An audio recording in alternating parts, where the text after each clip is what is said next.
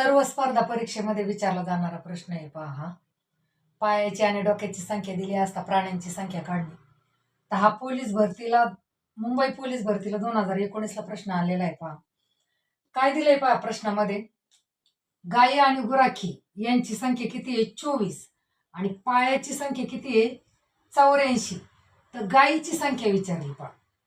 त्याच्यासाठी मी तुम्हाला एक फॉर्म्युला सांगणार आहे पहा.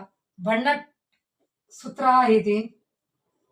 काय आहे सूत्र? या सूत्रानुसार जे उत्तर येईल ते 4 पायांच्या प्राण्यांची संख्या निघते पहा, डायरेक्ट संख्या निघते. काय आहे सूत्र? L/2 वजा H. आता L म्हणजे काय? लेग्स.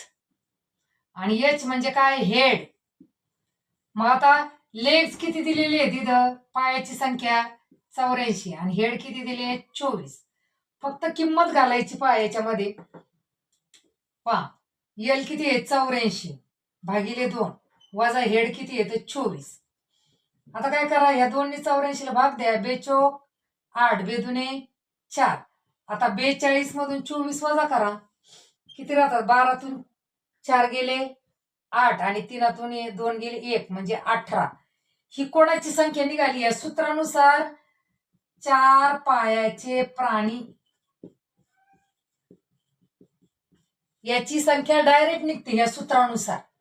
मग या 18 कशाची संख्या आलेली आहे? गायीची. 18 कशाची संख्या आली? गायीची. आणि आपल्याला विचारलं सुद्धा गायीचीच.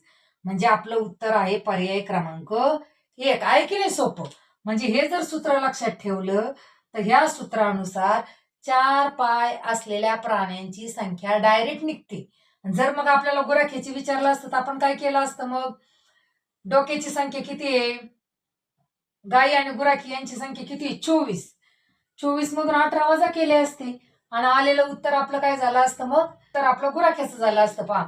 14तून 8 गेले 6 आणि 1तून 1 गेला 0 म्हणजे 6 काय झाले असते?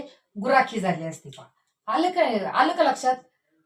आहे ना भन्नाट ट्रिक? जर आवडली असली तर आपल्या व्हिडिओला लाईक आणि शेअर करा आणि चॅनलला सबस्क्राईब करा.